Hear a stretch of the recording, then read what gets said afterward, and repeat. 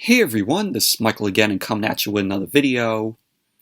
And I know I said in my Monday Night Raw review, after that, the next video would be a Dynamite review. Not going to review Dynamite for this week, but I want to talk about this news that came out yesterday, give my thoughts on it, which you guys probably already know. WWE released 18 superstars yesterday. It's all a part of their budget cuts because of COVID. So there's been all these rounds of superstars getting released, which we all know, which, in my opinion, this is absolutely pathetic of WWE. Because WWE, we all know that some of the superstars that they have, they don't utilize them well.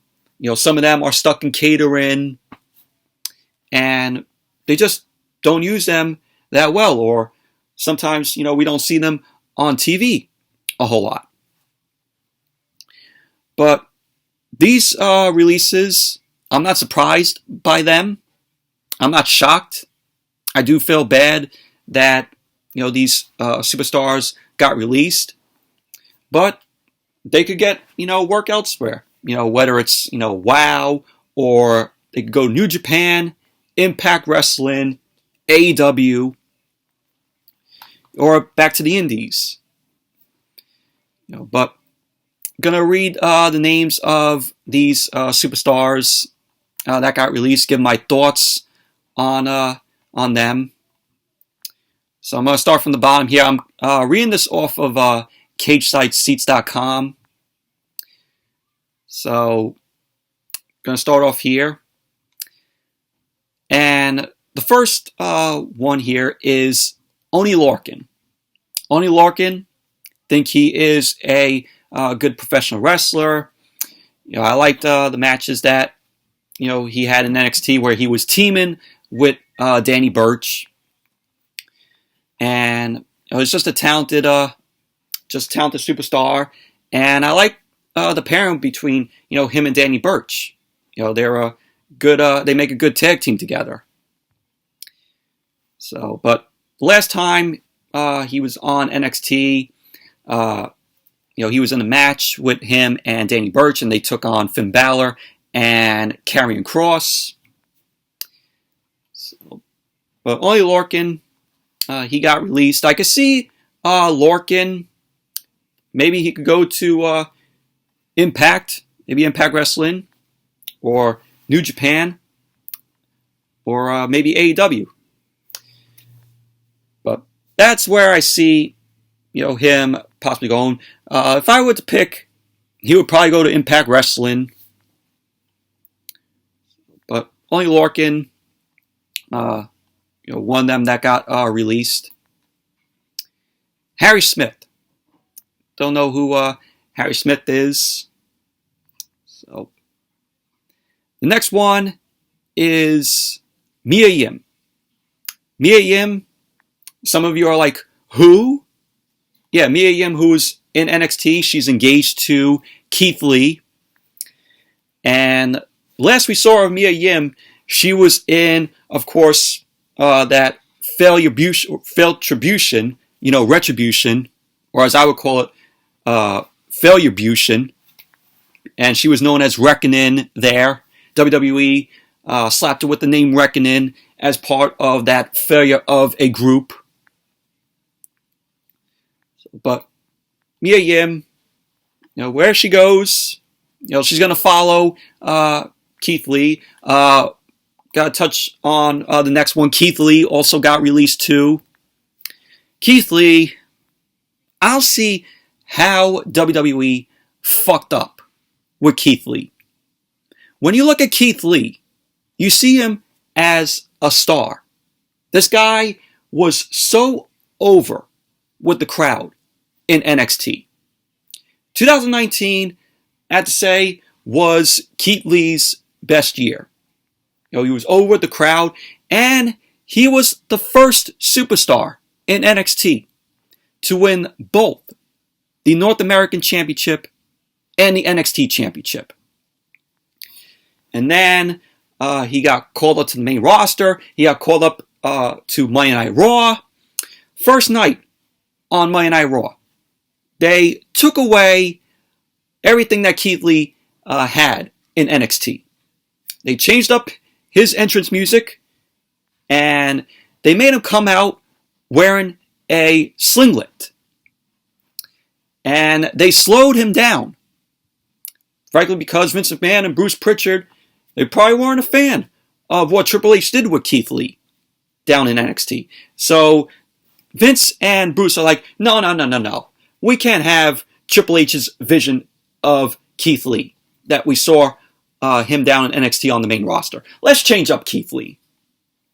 So there you go. This guy was dead on arrival when he made his debut on that night on Monday Night Raw.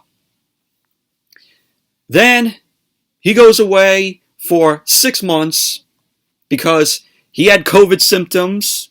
He almost died from those symptoms because Mia Yim came out on social media because everybody wanted to know where Keith Lee was. And she was like, oh, it's none of anybody's business. So she didn't want to tell everyone that Keith Lee had COVID and that, he could have possibly died from it, from those COVID complications. But I'm glad Keith Lee pulled through. So he ends up coming back, and they give him the name Bearcat. Bearcat Keith Lee. And then he goes away again. He's off TV, comes back. Now they're calling him Bearcat Lee. Now I heard they put a tiger effect, a roar, in his entrance theme music. WWE did not know what the fuck to do with Keith Lee. So Keith Lee is another guy that they released yesterday. Where I see Keith Lee going? He's going to AEW. He will be AEW bound once his 90-day non-compete is up. Mia Yim, I can see her going to AEW with Keith Lee. Wherever Keith Lee goes, Mia Yim will go. So that's where I see the both of them possibly going. I think both of them are going to AEW. I think Mia Yim could bring some, good, more decency to the AEW women's division. Something else I want to mention about Keith Lee, the Survivor Series match that he was in. This took place at Survivor Series 2019, where it involved NXT in that Survivor Series. We had Team SmackDown versus Team Raw versus Team NXT. It was down in the final portions of that elimination match. It was Keith Lee versus Roman Reigns. Keith Lee and Roman Reigns were the last two in that Survivor Series elimination match, which, of course, Roman got the win. So Roman ended up winning it for Team SmackDown in that match. And Roman Reigns, after he defeated Keith Lee in that match, he put out his fists. And Keith Lee ended up putting out his fist, and they both fist bumped. And that shows you that Roman had respect for Keith Lee. He probably saw Keith Lee was going to be the next big star in WWE. But look what happened. Look where we are now. Keith Lee got released. I'd say that was a little good moment in that match there, with Roman Reigns respecting the hell out of Keith Lee at the end of that Survivor Series elimination match from Survivor Series 2019. So, there you go. Mia Yim and Keith Lee, both released. And then you have, you had G. Rama, I think that's how you pronounce the name, Katrina Cortez, Trey Baxter. Trey Baxter, formerly known as Blake Christian, he got released. He was a part of NXT. He was also on 205 Live. Of course, he's dating Cora Jade. So he got released. But he's a decent, good performer in the ring. So next releases were Zeta Ramir, Jessie Kamea, Gran Metalik and Lince Dorado. Both were released yesterday, Lucha House Party. Both Gran Metalik and Lince Dorado, they both asked for their release. Kalisto, he's now on Dynamite. He made his Dynamite debut, from what I heard, on Wednesday night. So Kalisto's now a part of AEW, going by a new name. So who knows where Gran Metalik and Lince Dorado going to end up going? They could go to AAA. That would be a good spot for both Gran Metalik and Lince Dorado if they went to AAA. That's where I see both of them, being at. I think both Gran Metalik and Lince Dorado, they're going to be going to AAA. And next one, I'm like, why WWE end up calling them up if you're going to release one of the members from this group? WWE released B-Fab from Hit Row. The group with Isaiah Swerve Scott, Ashanti the Adonis, and Top Dollar.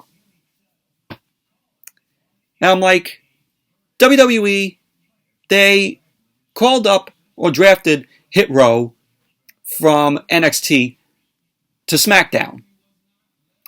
And I'm like, these guys, except for Isaiah Swerve Scott, they weren't ready, in my opinion. Top Dollar wasn't ready for the main roster. Ashanti the Adonis wasn't ready for the main roster. And B-Fab.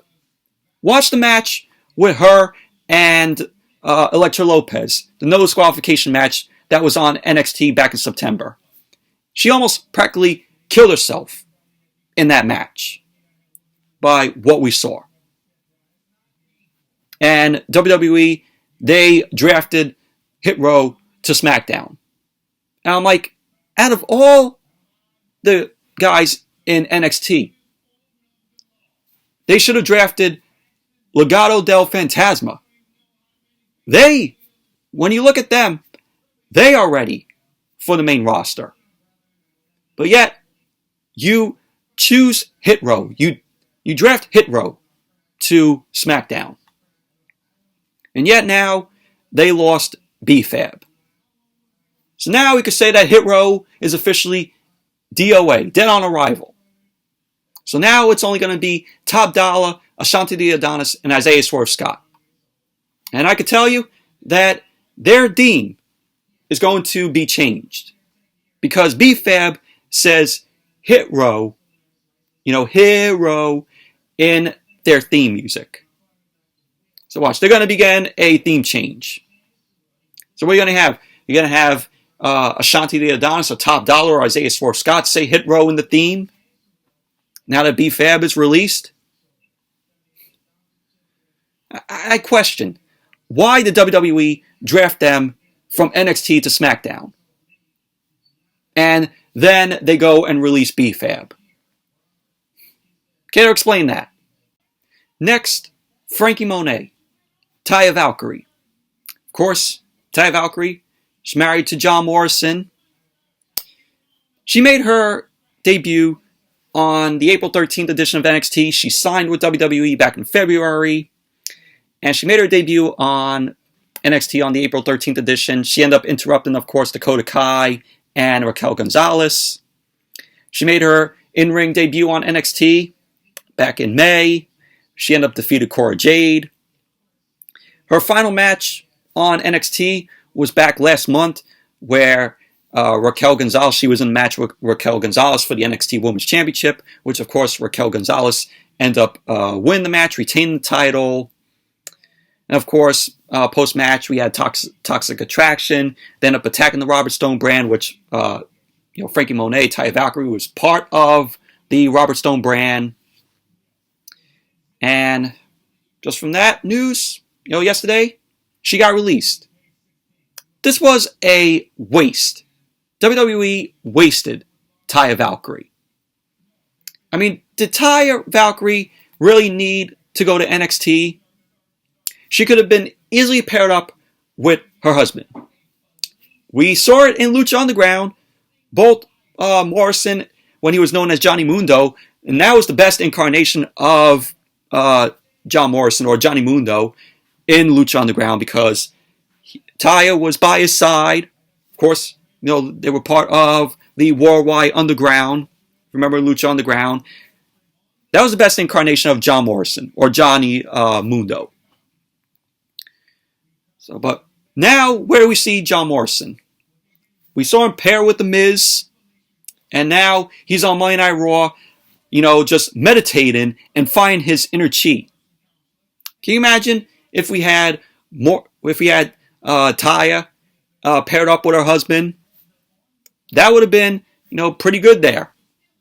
But no, let's put Morrison back with The Miz, and now that The Miz was on Dancing with the Stars, which he lost, so we have to see The Miz returns soon on Monday Night Raw. I'm like, oh, God.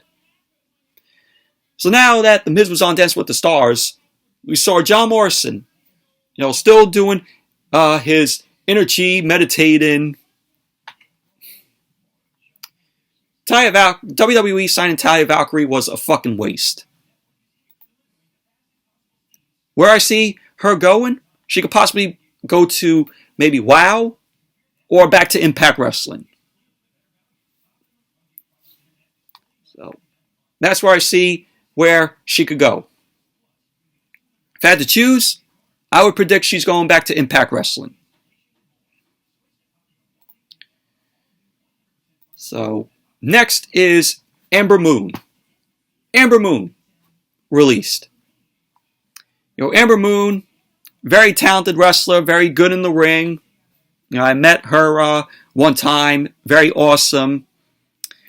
And, she was in NXT, and then she made her main roster debut on the Monday Night Raw after WrestleMania 34, where she ended up teaming up with Nia Jax, and they took on Alexa Bliss and Mickie James. She competed in the Money in the Bank in that year of 2018, but she did not win the briefcase. Come Evolution, she was in Battle Royal, which, of course, she was eliminated by Nia Jax. 2019 comes along. She was in the Women's Royal Rumble match. She entered at number 6, and she, of course, was eliminated by Alexa Bliss. And during the Women's Rumble match, she suffered an elbow injury, which required surgery, which kept her out of action. And she came back at WrestleMania 35. She was in the Women's Battle Royal, which, of course, at WrestleMania 35 in that Women's Battle Royal, she was eliminated by none other than Lana, out of all women. Then she got moved to SmackDown in the Superstar Shakeup of that year. And, of course, she competed in the Money in the Bank ladder match that year, which, of course, she was unsuccessful in that match. And then SummerSlam came along. So she faced Bayley at SummerSlam. She lost to Bayley. And from that point on, she was on a losing streak. So she lost 5 straight TV matches. And then she would suffer a ankle injury, and she was not a part of the 2019 draft. So come last year, September of last year, and we got vignettes on NXT, I remember, with this figure that was driving a motorcycle, which was then revealed to be Ember Moon. She made her return at TakeOver 31. And her last match that she had was at TakeOver in Your House, where she ended up facing Raquel Gonzalez for the NXT Women's Championship, which she lost. So, but Ember Moon, very talented in the ring. She's a great wrestler. Where I see her going, maybe AEW. Maybe she could be good down there in AEW. bring some more goodness to the women's division. You know, I could see her having a match with Jade Cargill. I could see her going one-on-one with Britt Baker. You know, hopefully Erin Moon, she goes to AEW. That's my prediction. But not everyone could go to AEW. Now the next two are KARRION KROSS and his wife Scarlett. KARRION KROSS, very good in the ring. Really like his in-ring work. I remember when he was, of course, the White Rabbit in Lucha Underground. You know, he's part of the Rabbit Tribe, you know, with Paul London. If you all remember that in Lucha Underground.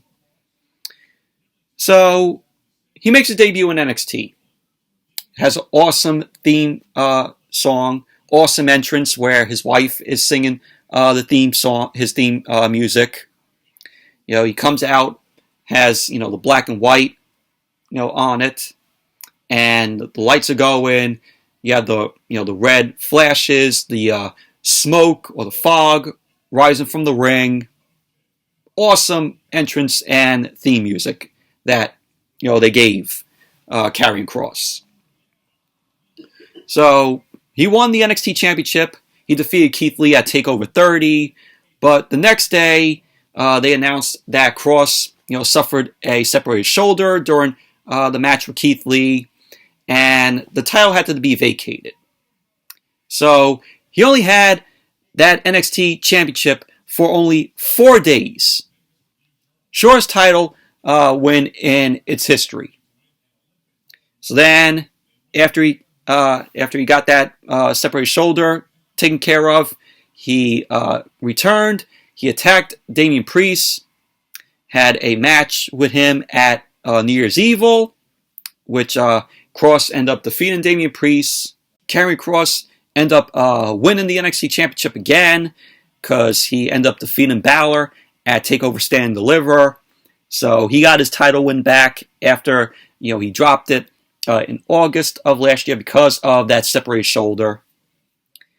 So on NXT in May, he ended up beating Balor again to, you know, defend the NXT Championship, you know, for the first time.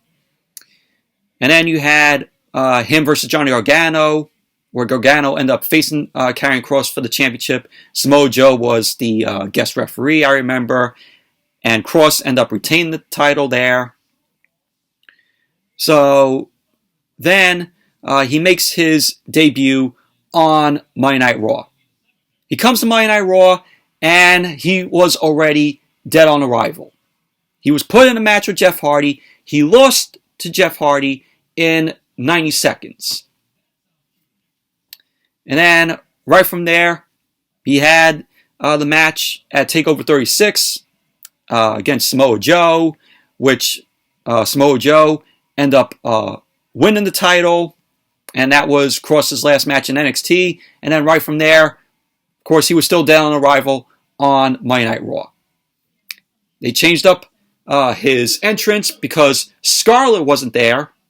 During all this time that KARRION KROSS was on the main roster, Scarlett wasn't even there. So when his theme music played, it was just very generic of him coming out on his own. Because when you think of when KARRION KROSS comes out for his, you know, entrance, you see Scarlett there. Fortunately, we didn't get it. And then WWE makes him come out wearing a fucking mask, which makes him look like Shredder from the Ninja Turtles. They put him in suspenders, which I remember one time the suspenders actually ripped off of him. They just fucked up this guy. They made him a joke just by him wearing a mask that looked like Shredder from the Ninja Turtles. Unbelievable. Where KARRION KROSS goes, maybe he could find something down, in AEW. Maybe we could see him go to AEW. I think he would fit, good down there in AEW. Perhaps he could go to New Japan. But yeah, they fucked up on KARRION KROSS WWE on the main roster. Made them come out wearing making them wear suspenders and fucking masks that look like Shredder from the Ninja Turtles. You know, KARRION KROSS and Scarlett both released. Next, Nia Jax. Do you all care? Do you all care that Nia Jax got released? The only reason why Nia Jax has been in WWE for this long is because of two reasons. One, she's related to Dwayne "The Rock" Johnson. She's related to The Rock. And two, WWE was probably afraid to release it because they didn't want to upset Dwayne. That's how I see it. You know, there's been talks about WWE wanting to get Dwayne "The Rock" back, you know, for an appearance. WWE celebrating 25 years of The Rock, is what they're posting on their social media. But as it turns out, even if you're related to a certain superstar, legend superstar, you're not safe in WWE. Nia Jax has injured some, woman superstars there during her time. We all know that. But, not surprised. Not surprised Nia Jax got released. And do you all care? And heard Davey Boy Smith Jr. got released also. He's another one that they released. And I saved the best for last. WWE released Eva Marie.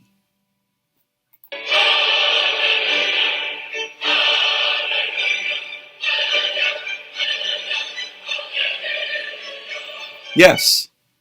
Hallelujah, as I gotta say. Eva Marie, what do you want me to say about Eva Marie? She was fucking terrible in the ring. She can't wrestle. And remember on Monday Night Raw, the Evolution is coming.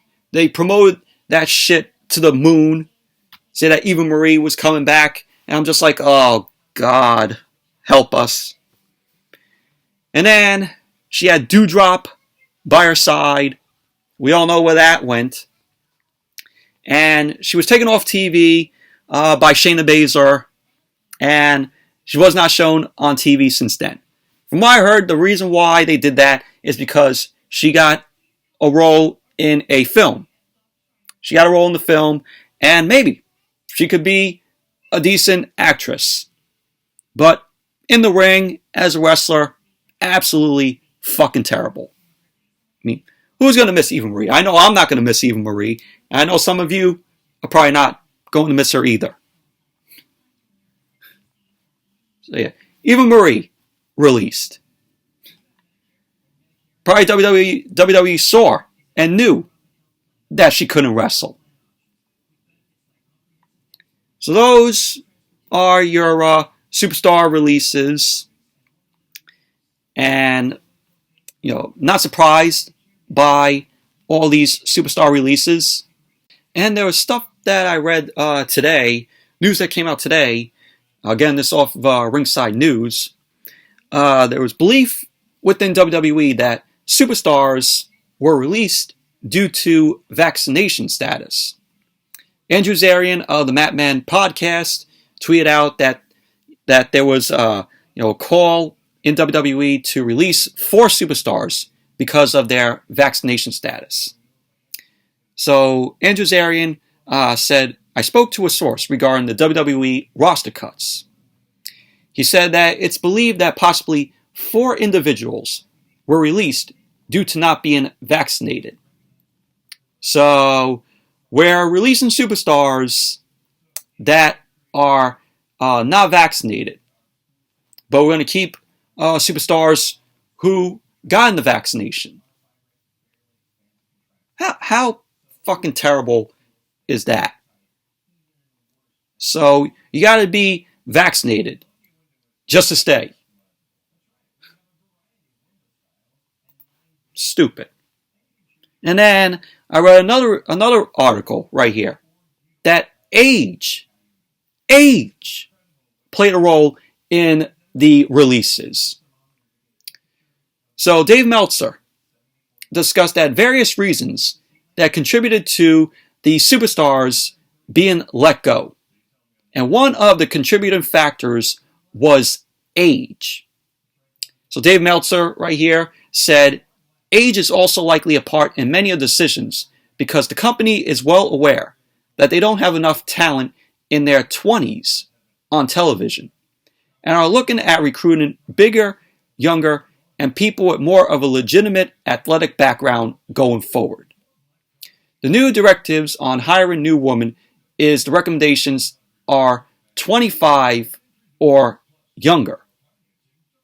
So they want to have superstars that are what, 40, in the 40s, 50s, maybe late 30s?